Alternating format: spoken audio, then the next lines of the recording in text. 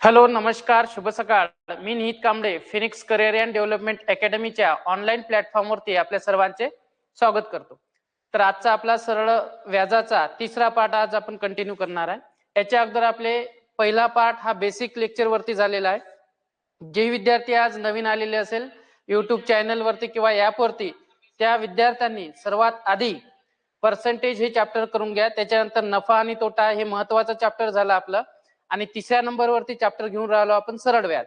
तर सरळ व्याजचं पहिलं लेक्चर हे अति महत्वाचं आहे, कारण जोपर्यंत तुम्हाला बेसिक समजणार नाही होते, थोडं कमी केलं चालते म्हणा.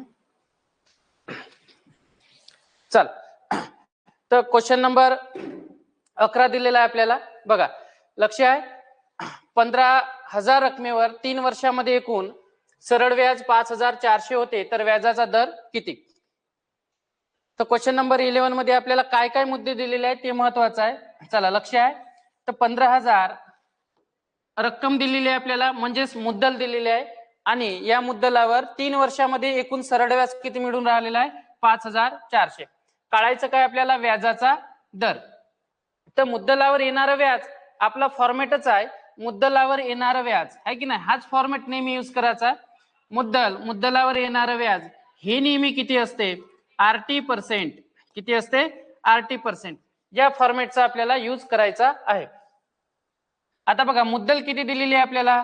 15,000 मुद्दल आहे आणि मुद्दलावर येणारं व्याज किती आहे? 5,400 बरोबर RT%. मग इथे आपल्याला टी ची किंमत दिलेली आहे.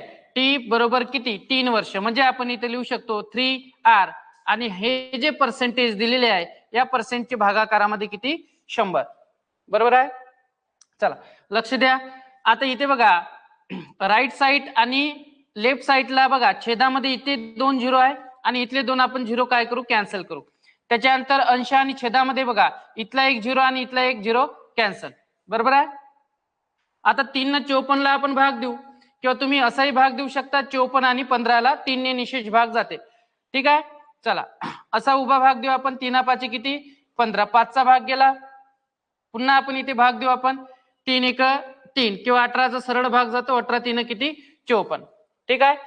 आता बघा, इथे एक एक्स्ट्रा झिरो आहे, एक एक्स्ट्रा झिरो आपण इथे लावून टाकला, म्हणजे 180 डिवायडेड बाय 5 आणि इथे किती आहे? 3.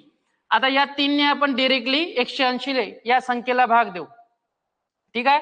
लक्ष आहे बघा, 3 1 3 3 सक किती? 18. म्हणजे इथे किती येईल? 60. म्हणजे आपलं R बरोबर किती येईल? R बरोबर 60 भागेला किती? 5.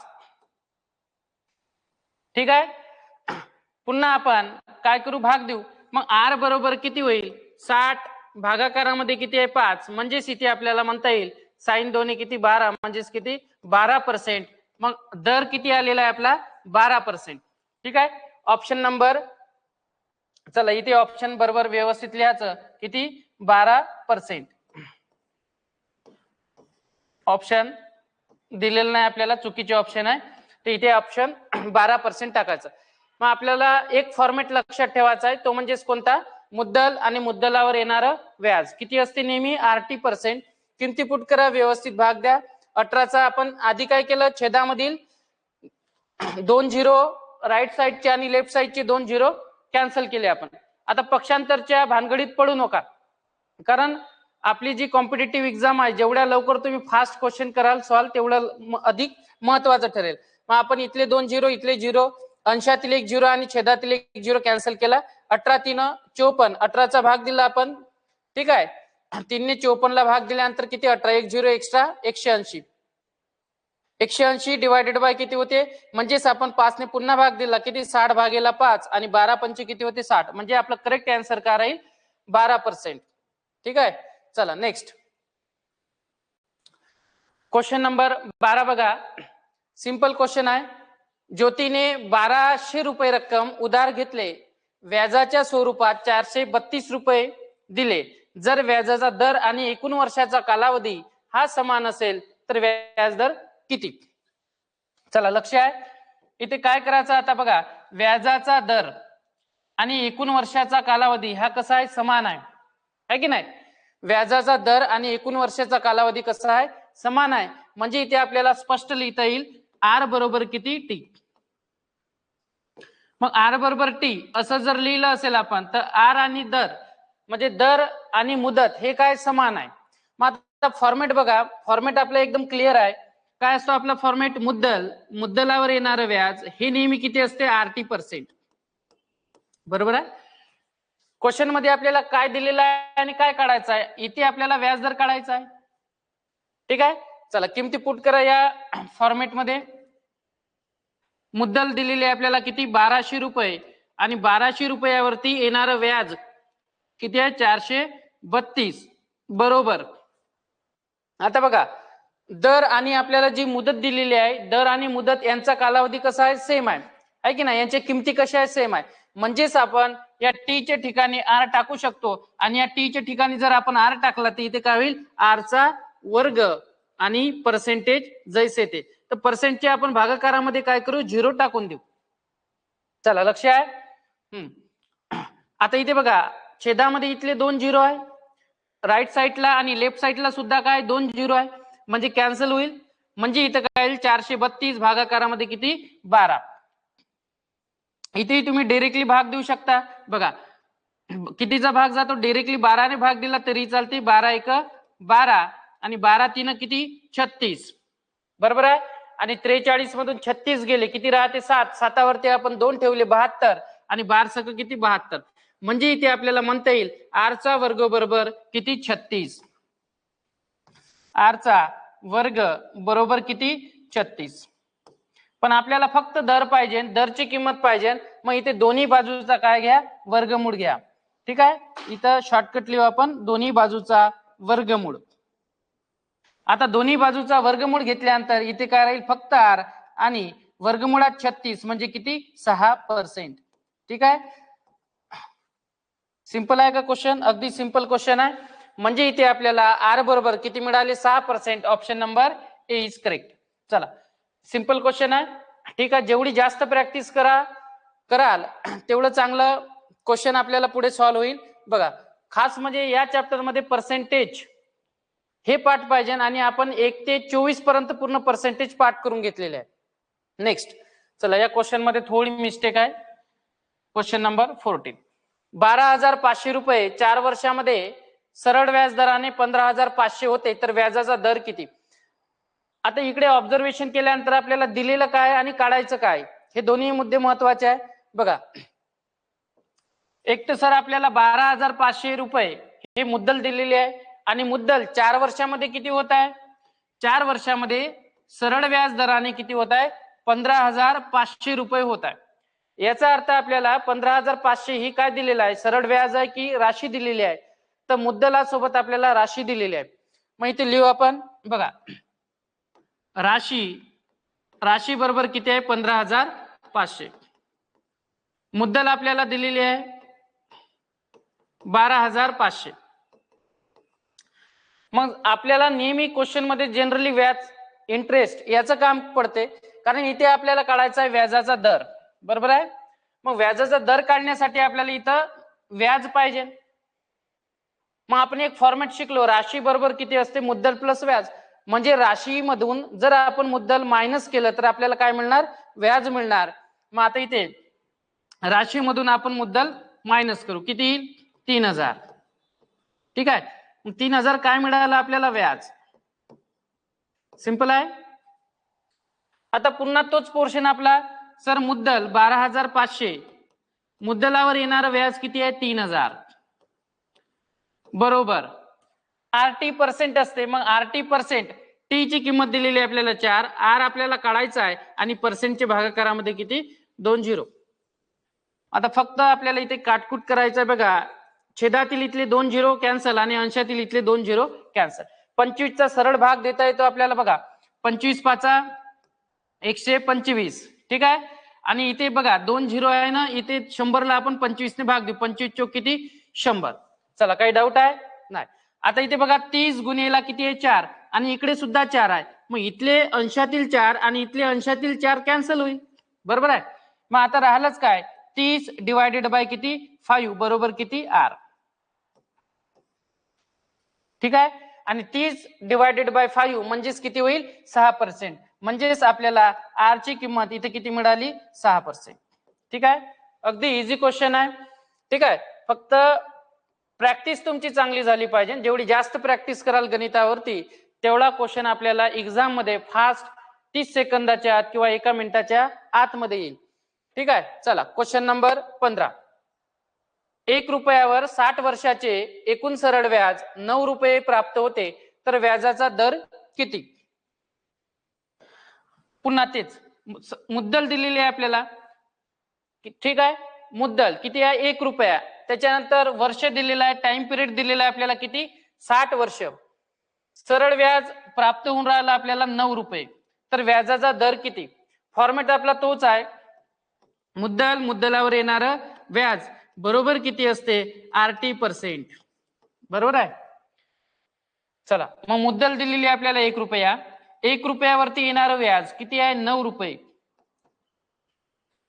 मुद्दलावर येणार व्याज किती असते RT%. तर याच्यापैकी आपल्याला काय दिलेलं आहे 60, म्हणजे टाइम पिरियड दिलेला आहे, आर आपल्याला काढायचा आहे. ठीक आहे, पर्सेंटचे भागाकारामध्ये किती 2 झिरो. लक्ष आहे बघा, अंशातील एक झिरो आणि छेदातील एक झिरो कॅन्सल करू आपण. त्याच्यानंतर इथे 6 ला आणि 10 ला भाग देऊ 2 ने, 2 3 6 आणि 2 5 किती 10. ठीक आहे, आता इथे अंशामध्ये 9 आहे, लेफ्ट साइडला राईट साइडला किती आहे 3. मग 3 ने आपण डायरेक्टली भाग देऊ शकतो, 3 1 3 आणि 3 त्रिक किती 9. ठीक आहे, आता हे छेदामध्ये जे 5 दिलेले आहे याचं करू आपण ट्रान्सफर. मग ट्रान्सफर केल्यानंतर काय होईल 3 गुणिले 5 बरोबर किती 8. म्हणजेच इथे आपल्याला म्हणता येईल आपल्याला जो दर दिलेला आहे हा किती आहे 15%. किती आहे 15%. चला option number c is correct.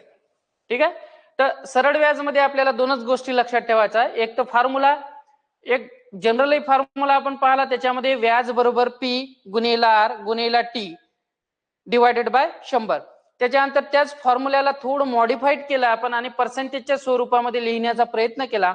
ठीक आहे, मुद्दल मुद्दलावर येणारं व्याज. ठीक आहे, मुद्दल मुद्दलावर येणारं व्याज हे नेहमी किती असते RT% एवढं असते. या दोन गोष्टी लक्षात ठेवायच्या. त्याच्यानंतर जर आपल्याला उदाहरणामध्ये पर्सेंटेज दिलेला आहे तर समजून जायचा क्वेश्चन आपला आणखी इझी झाला. अलग लक्षात, कारण पर्सेंटेज मध्ये आपण जेव्हा जसं फॉर एक्झाम्पल 10% दिलेलं असेल तर 10% अंश आणि छेदाच्या स्वरूपामध्ये काय होते 1/10. तर छेदातील संख्या आपण नेहमी मुद्दल पकडतो आणि अंशातील संख्या ही नेहमी आपण वार्षिक व्याज पकडतो. ठीक आहे, तर या 3 गोष्टी आपण महत्वाच्या शिकलो. चला पुढे शिफ्ट होऊ आपण क्वेश्चन नंबर 16 कडे.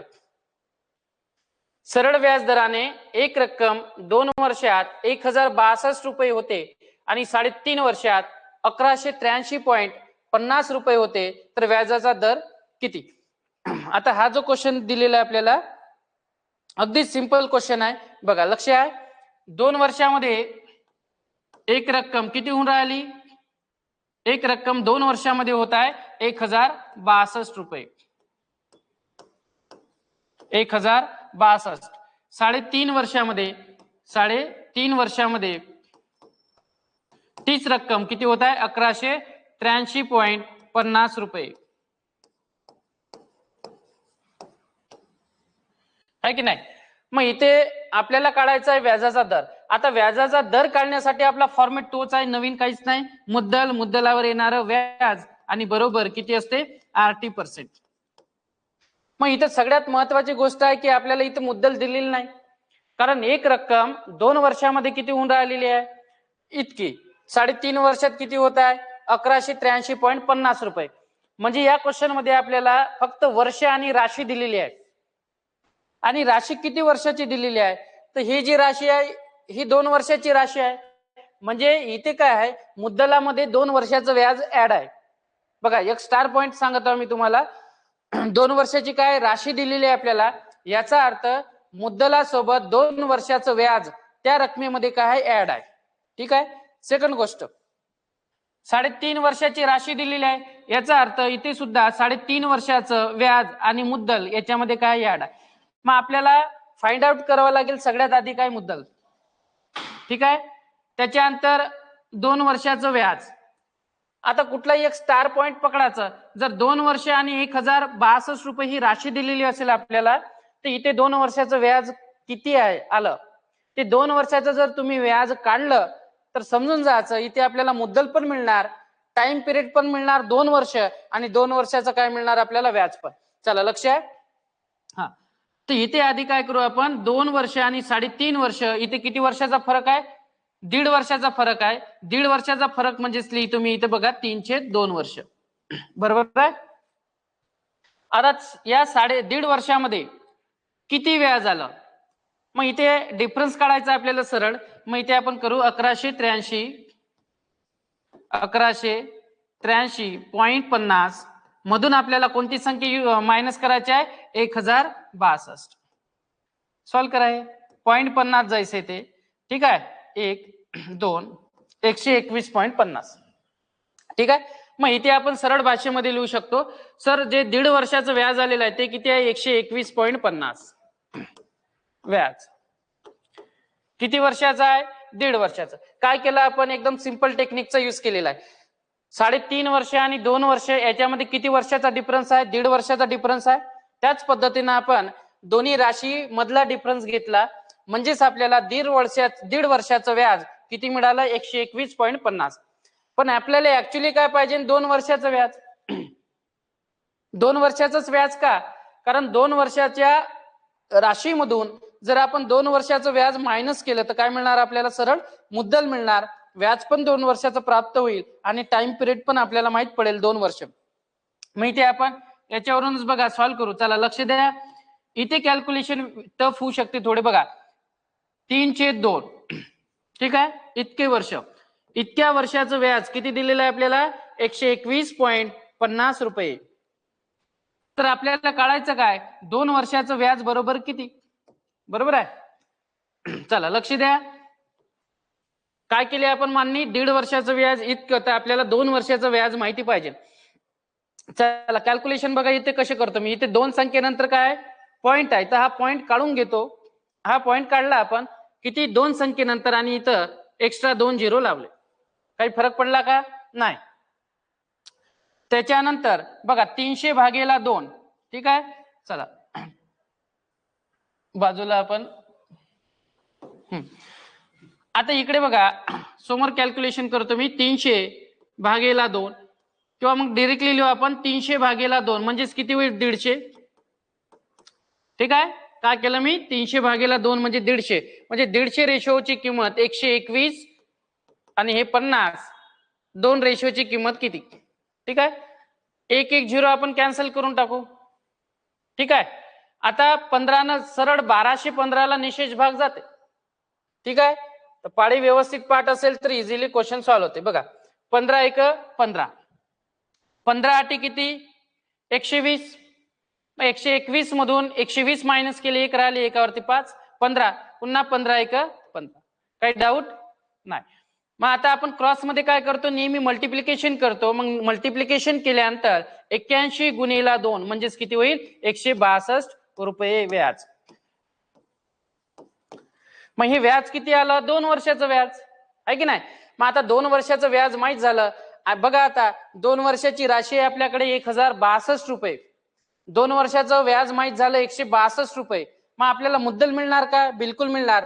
बघा 2 वर्षाची राशी 1062, इथे लक्ष द्या, हे दिलेली आपल्याला 2 वर्षाची राशी,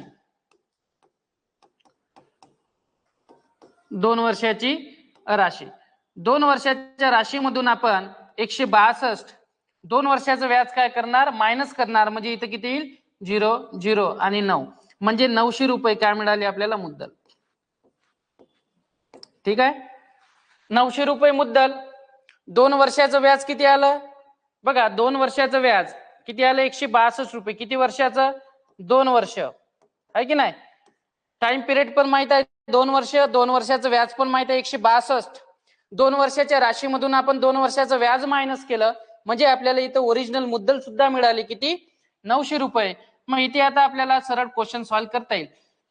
हा क्वेश्चन IMP वाला क्वेश्चन आहे आणि एवढा इझी पण नाही की सरळ सरळ आपल्याला न्यूमरल्स दिलेले आहे, नंबर्स दिलेले आहे, किमती पुट करा आणि सरळ उत्तर काढा. तर आपल्याला इथे 2 स्टेप 3 स्टेप व्हेरीफाईड करावं लागलं आहे की नाही. आधी आपल्याला 1.5 वर्षाचं व्याज काढला आपण, त्याच्यानंतर 2 वर्षाचं व्याजामध्ये कन्वर्ट केलं, 2 वर्षाचं व्याज आपण 2 वर्षाच्या राशीमधून मायनस केलं, म्हणजे आपल्याला मुद्दल मिळाली. आणि इथपर्यंतच पोहोचायचं होतं आपल्याला, कारण फॉर्म्युला जर चेक केला तर इथे 2 वर्षाचं, इथे मुद्दल माहिती पाहिजे, इथं व्याज माहिती पाहिजे आणि टाइम पिरियड माहिती पाहिजे. चला आता किमती पुट करायची आपल्याला. मुद्दल किती आहे? 900 रुपयावर येणारं व्याज किती आहे? 162 रुपये. पण 162 रुपये किती वर्षाचं व्याज आहे? 2 वर्षाचं. मग इथं आर काढायचं आपल्याला आणि डिवायडेड बाय म्हणजे किती? पर्सेंटेज. ठीक आहे, पर्सेंटेजचे 100. बघा लक्ष इकडे राईट साइड आणि लेफ्ट साइडला बघा छेदामध्ये 2 झिरो आहे, डायरेक्टली आपण कॅन्सल करू. 2 ने आपण अंशामध्ये भाग देऊ, तिकडे बे एक बे, बे आठी 16 आणि इथं पुन्हा बे एक बे, 81 चा भाग गेला. मग 81 भागेला 9 म्हणजेच किती? 9 9 81 म्हणजे 9%. मग आर बरोबर किती आला आपलं उत्तर? 9%. ठीक आहे, तर ह्या स्टेप आहे. आता इथे फास्ट क्वेश्चन आपल्याला करता येणार नाही या क्वेश्चन मध्ये. ठीक आहे, कारण याच्यापेक्षा इझी मेथड नाही आहे आणि ते शोधण्याचा प्रयत्नही नका करू, कारण ते भेटणार नाही. कारण इथं ह्या ज्या स्टेप दिलेल्या ह्या स्टेप वाईजच जावं लागेल आपल्याला, दुसरा पर्याय नाही. तर आर ची किंमत किती आली आपली? 9%. बघा पुढे जाऊ आपण क्वेश्चन नंबर 17 कडे. नेक्स्ट, एक रक्कम सरळ व्याज दराने 2 वर्षात किती होत आहे? 2520 होते आणि 5 वर्षात 2700 रुपये होते, तर व्याजाचा दर किती? सेम आपल्याला प्रॉब्लेम दिलेला आहे, जसा आधीचा प्रॉब्लेम आहे तसाच हा सुद्धा प्रॉब्लेम आहे. ठीक आहे, चला दिलेलं काय आधी लिहून घेऊ आपण. 2 वर्षाची काय दिलेली आहे आपल्याला? राशी किती? 2520. त्याच्यानंतर 5 वर्ष आणि 5 वर्षाची राशी आहे आपल्याकडे किती आहे? 2700 रुपये. मग इथं लिहायचं 2700 रुपये, बरोबर आहे. त्याच्यानंतर इथे डिफरन्स घ्यायचा आपल्याला. किती वर्षाचा डिफरन्स येईल? 3 वर्षाचा डिफरन्स. राशी मधलाही डिफरन्स घ्या म्हणजे आपल्याला तितक्या वर्षाचं व्याज मिळेल, आहे की नाही? म्हणजेच किती येईल? 80. किती येईल? 180. ठीक आहे, 180 काय आलं? व्याज. किती वर्षाचं व्याज आहे? 3 वर्षाचं. काय केलं आपण? 2700 मधून 2520 मायनस केले, बरोबर आहे. म्हणजेच उत्तर किती येईल आपलं? 180. म्हणजे इथे आपल्याला 3 वर्षाचं सरळ व्याज मिळालं. 3 वर्षाचं व्याज किती मिळालं आपल्याला? 180. पण आपल्याला सेकंड स्टेप काय माहिती पाहिजे? की इथं मुद्दल माहिती पाहिजे. जर आपल्याला व्याजाचा दर काढायचा असेल, मुद्दलावर येणारं व्याज बरोबर किती असते? RT% असते. किती? RT%. महत्वाचा इथं आपल्याला मुद्दल.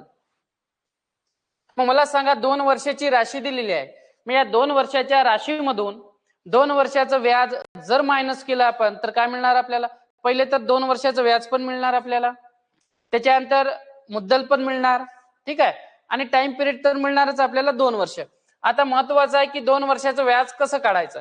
तर 2 वर्षाचं व्याज काढण्यासाठी आधीच आपण 3 वर्षाचं व्याज काढलं. किती? 180. मग इथे सरळ कॅल्क्युलेट करायचं आहे. 3 वर्षाचं व्याज बरोबर किती? 180 रुपये. तर 2 वर्षाचं व्याज किती? तर हे क्रॉस मल्टिप्लिकेशन आपण आधीच्या चॅप्टर पासूनच शिकून राहिलो. बघा सरळ भाग जातो इथे कितीचा? 3चा. 3 एक 3, 3 सक 18 म्हणजे 60. आणि 60 गुणिले 2 म्हणजेच किती होईल? 120. क्रॉस मध्ये आपण मल्टिप्लाय केला, 120 रुपये व्याज. किती वर्षाचा आहे? 2 वर्षाचा. मग आता 2 वर्षाचं व्याज तुम्ही काय करा? मायनस करा. कशामधून? बघा 2 वर्षाच्या राशीमधून 2520 मधून आपण 120 मायनस केले, किती येईल? 2400 रुपये. किती येईल? 2400 रुपये.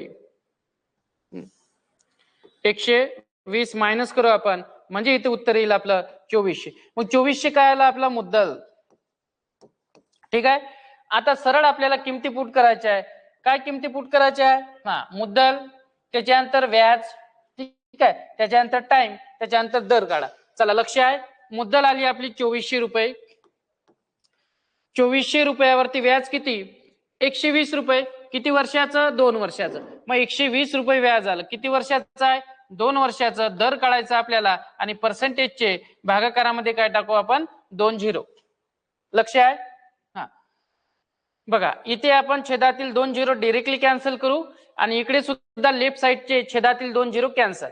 मग आता राहिलंच काय बघा, 120 खाली 24 आहे आणि इकडे 2 आहे. 2 ने आपण सरळ भाग देऊ किंवा असाही उभाही भाग देऊ शकता तुम्ही. आता जसं कॅल्क्युलेशन तुम्हाला इझी जाईल त्या पद्धतीचे कॅल्क्युलेशन करा. फक्त कॅल्क्युलेशन करताना कॅल्क्युलेशनची पद्धत ही गणितीय प्रक्रियेनुसारच असायला पाहिजे, तेव्हाच तुमचं उत्तर काय येईल, करेक्ट येईल. चला लक्ष आहे, बे एक बे आणि बे सक किती 12 म्हणजे किती आलं 60. मग इथे लिहू आपण 60 डिवायडेड बाय किती 24 बरोबर किती आर. पुन्हा इथे भाग जातो का, बिलकुल जातो. हा लक्ष द्या, 6 एक 6 6 चौक किती 24 बरोबर आहे. म्हणजेच 10 भागेला किती 4 बरोबर किती आर. म्हणजे इथं सरळ उत्तर किती येईल 2.5%. मग 2.5% ऑप्शनला दिलेला आहे का आपल्याला, तर option number A is correct आहे की नाही. 10/4 म्हणजेच किती होईल 2.5% म्हणजे 2.5% बरोबर किती आर. तर या टाईपचे क्वेश्चन आपल्याला पटकन यायला पाहिजे. ठीक आहे, तर अशाच टाईपचे क्वेश्चन आपल्याला एक्झाम मध्ये येते. ठीक आहे, क्वेश्चन नंबर हा 17. चला पुढे जाऊ आपण क्वेश्चन नंबर 18 कडे. 1700 रुपयावर 3 वर्षाचे सरळ व्याज आणि 1500 रुपयावर 3 वर्षाचे सरळ व्याज यामधील फरक किती आहे, 30 रुपये आहे. तर व्याजाचा दर किती. आता हा क्वेश्चन आपल्याला इझिली सॉल्व आउट करता येतो. बघा डायरेक्टली सांगितला तरी येतो. 17 3 किती होते 51. ठीक आहे, आता इथे मी 2 झिरो कॅन्सल करून राहिलो. 2 झिरो कॅन्सल का बरं करत आहोत आपण, कारण पर्सेंटेजचे छेदामध्ये नेहमी छेदामध्ये काय असते, नेहमी 2 झिरो असते. त्याच्यामुळे 15 3 किती होते 45. मग इथे सुद्धा छेदातील 2 झिरो काय केले आपण कॅन्सल केले. आता 51 आणि 45चा जो डिफरन्स घेतला आपल्याला आणि तो ओरिजिनल डिफरन्स किती आहे 30. मग इथे डिफरन्स कितीचा होईल 6 बरोबर किती होईल 30. म्हणजे इथे एका रेशोची किती किंमत येईल 5. समजून राहिलं का. हा म्हणजे इथं आपला सरळ उत्तर किती पर्सेंटेज मध्ये काढायचं आहे, म्हणजे उत्तर किती येईल 5%. एवढ्या इझिली स्टेप केले आपण. काय केलं आधी आपण 1700 गुणिले 3 केले. 1700 गुणिले 3 म्हणजे किती 51 बरोबर आहे. आता 1700 ला 2 झिरो लागून आहे आणि छेदामध्ये किती येणार आहे पर्सेंटेजचे 2 झिरो, म्हणजे आपण जागेवरती अंश आणि छेदातील 2 झिरो कॅन्सल केले. ठीक आहे, फॉर्मॅट नुसार सुद्धा जाऊ आपण त्याही पद्धतीनं, पण डायरेक्टली क्वेश्चन कसा करायचा ते सांगत आहोत. इथे तेच केलं आपण 15 गुणिले 3 म्हणजे किती 15 3 45 आणि अंश आणि छेदातील 2 झिरो कॅन्सल. छेदामधले 2 झिरो कॅन्सल काय करणार आहे, कारण एक फॉर्मॅट लिहिताना बघा आपण नेहमी लिहितो व्याज बरोबर मुद्दल गुणिला दर गुणिला मुदत डिवायडेड बाय किती 100. मी तेच करण्याचा प्रयत्न केला. इथे बघा पी आणि आर मुद्दल आणि दर त्याच्यानंतर काय वर्ष यांचा गुणाकार आहे. इथे फोकस करा या सूत्रावरती. काय दिलेलं आहे मुद्दल दर आणि वर्षाचा गुणाकार. मग मी तेच केलं. इथे काय दिलेलं आहे आपल्याला 1700 मुद्दल दिलेली आहे म्हणजे पी दिलेला आहे. 3 वर्ष काय दिलेलं आहे आपल्याला मुदत म्हणजे टी ची किंमत दिलेली आहे. मग पी आणि टी चा गुणाकार केला मी किती होते 1700 गुणिले 3 म्हणजे किती 5100 5100 आणि 5100 डिवायडेड बाय किती आहे 100. मग डायरेक्ट लिहिता इथे मला 51 बरोबर आहे. सेम पद्धतीने आपण काय दिलेलं आहे सेकंड एक मुद्दल दिलेली आहे आणि 3 वर्ष. मग मुद्दल दर आणि टाइम पिरियड यांचा नेहमी गुणाकार असतो हे फोकस मध्ये ठेवायचं. ठीक आहे, मुद्दल दर आणि टाइम पिरियड नेहमी गुणाकार. मग इथे मी काय केलेलं आहे मुद्दल दिलेली आहे आपल्याला आणि वर्ष दिलेलं आहे की नाही. मग मुद्दल आणि 3 वर्ष यांचा केला गुणाकार आपण 15 3 किती 45 आणि 45 वर 2 झिरो. त्याच्यानंतर छेदामध्ये बघा 2 झिरो आहे तर अंशातील 2 झिरो आणि छेदातील 2 झिरो काय होईल कॅन्सल. म्हणजे इथे डायरेक्ट लिहिले आपण 45 आणि हा ओरिजिनल फरक किती दिलेला आहे आपल्याला बघा इथं फरक दिलेला आहे किती 30. म्हणजे आपल्याला 51 आणि 45चा फरक 30 म्हणजे 6 रेशोची किंमत किती 30 तर एका रेशोची किंमत किती होईल 5. म्हणजे आपल्याला इथं दर सांगता येईल किती आर बरोबर 5%. Option number b is correct. आता फॉर्म्युला चला इथं स्क्रीनशॉट घेऊन घ्या. आता फॉर्म्युल्यामध्ये टाकला तरी उत्तर तेवढंच येते किती 5%. पण थोडा वेळ लागेल आहे की नाही. जो क्वेश्चन आपण 30 सेकंदामध्ये किंवा 30 सेकंदाच्या आतमध्ये सॉल्व्ह करून राहिलो त्याला इथे काय लागेल थोडा जास्त वेळ लागेल जर फॉर्मॅट नुसार गेले तर. बघा लक्ष आहे. हा चला मुद्दल किती दिलेली आहे आपल्याला 1700 दर आपल्याला काढायचा आहे.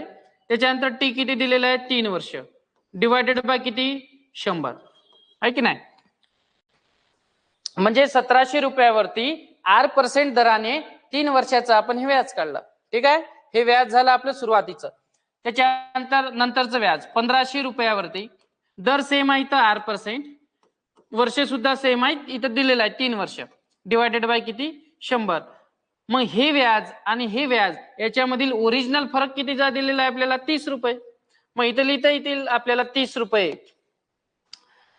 पुन्हा तेच होईल 0 0 कॅन्सल, इकडे सुद्धा काय होईल कॅन्सल, अंश आणि छेदातील 2 0 कॅन्सल.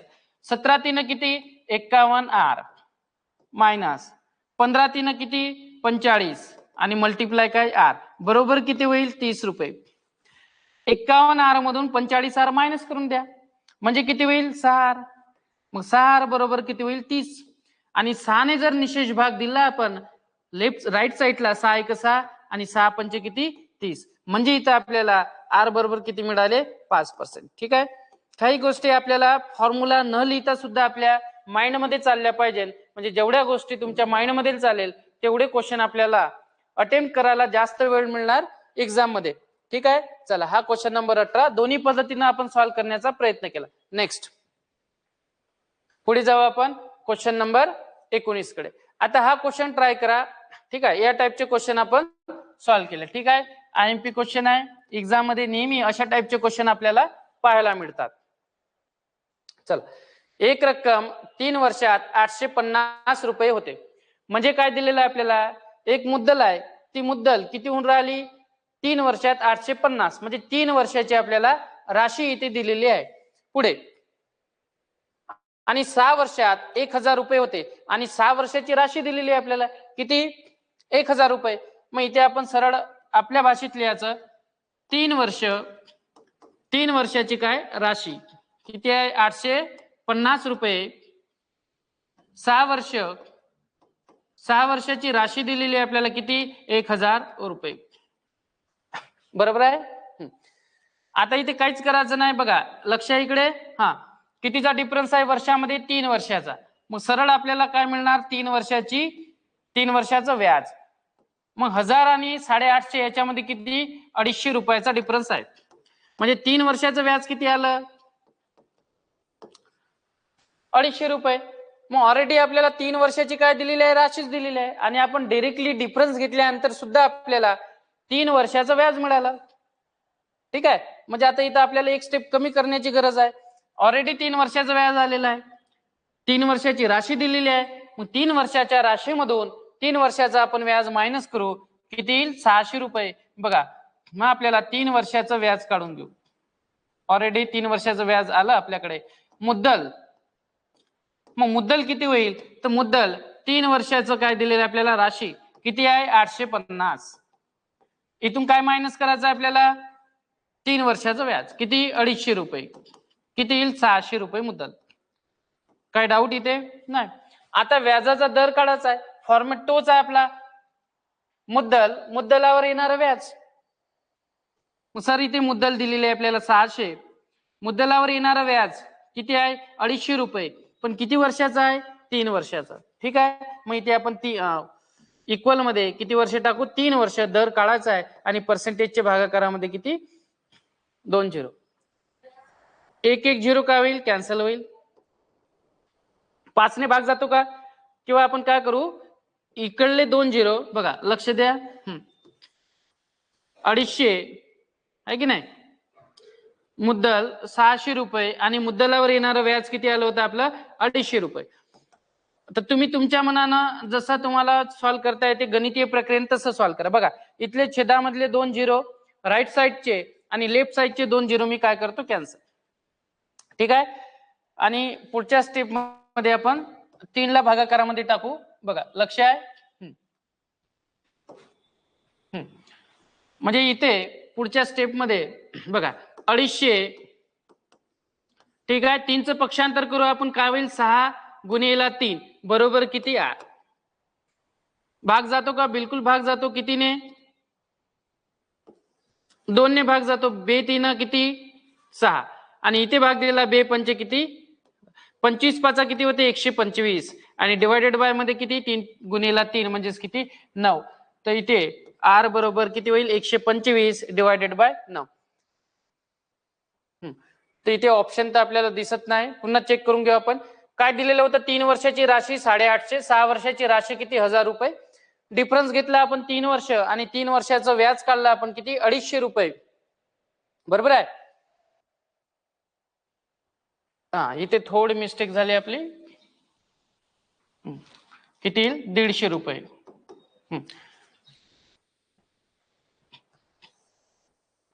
चला इथे थोडा इथे 150 करा. त्याच्यानंतर मुद्दल किती येईल आपली 700 रुपये. मुद्दल किती आली आपली 700. हा इथे थोडी मिस्टेक झाली होती, ते रिचेक करा. मग 700 रुपये, 700 रुपयावरती व्याज किती आलं आपलं आहे की नाही 150 रुपये. किती वर्षाचा आहे 3 वर्षाचा. मग 3 वर्ष बरोबर किती आहे पर्सेंटेज भागाकाराचे भागाकारामध्ये 100. ठीक आहे. चला मग इथे काय होईल छेदातील हे 2 झिरो कॅन्सल, अंशातील हे 2 झिरो कॅन्सल. 3 न भाग जातो का डायरेक्टली भाग देऊ शकता. 3 1 3, 3 5 15 म्हणजेच किती येईल 50. म्हणजे इथे आपण लिहू शकतो 50 डिवायडेड बाय किती 7 बरोबर किती येईल आर. ते सॉल्व्ह करू शकतो आपण आहे ना. 7 7 49 7.1/7% बरोबर काय होईल आर ची किंमत. ठीक आहे. तर ऑप्शन आपल्याला दिसते का 7.1/7%. ठीक आहे. इथं लिहायचं 7.1/7% बरोबर किती आर ची किंमत. ठीक आहे. Correct option option number. ठीक आहे. ऑप्शन आपल्याला चुकीचे दिलेले 7.1/7%. ठीक आहे. तर या टाइपचे क्वेश्चन आपल्याला एक्झाम मध्ये पाहायला मिळते. आता क्वेश्चन नंबर 20 हा एक सोडून घेऊ आपण. ठीक आहे. किंवा तुम्ही होमवर्क म्हणून जरी करून आणला तरी चालेल. तर हा तुमच्यासाठी होमवर्क क्वेश्चन. ठीक आहे. उद्याच्या लेक्चर मध्ये आपण सॉल्व्ह करू सरळ व्याज. क्वेश्चन नंबर 20 घरून करून आणायचा. 21 हा सुद्धा बघा. ठीक आहे. सिंपल क्वेश्चन आहे, ट्राय करा. त्याच्यानंतर क्वेश्चन 22 हा क्वेश्चन नंबर 22 बघायचा. ठीक आहे. इझी क्वेश्चन आहे. त्याच्यानंतर क्वेश्चन नंबर 23 हा सुद्धा क्वेश्चन इझी आहे. Question number 24. ठीक आहे. तर आजच्या लेक्चर मध्ये आपण इथेच थांबू. क्वेश्चन नंबर 24 पर्यंत भेटू आपण पुढच्या लेक्चर मध्ये. Till good day good bye. धन्यवाद.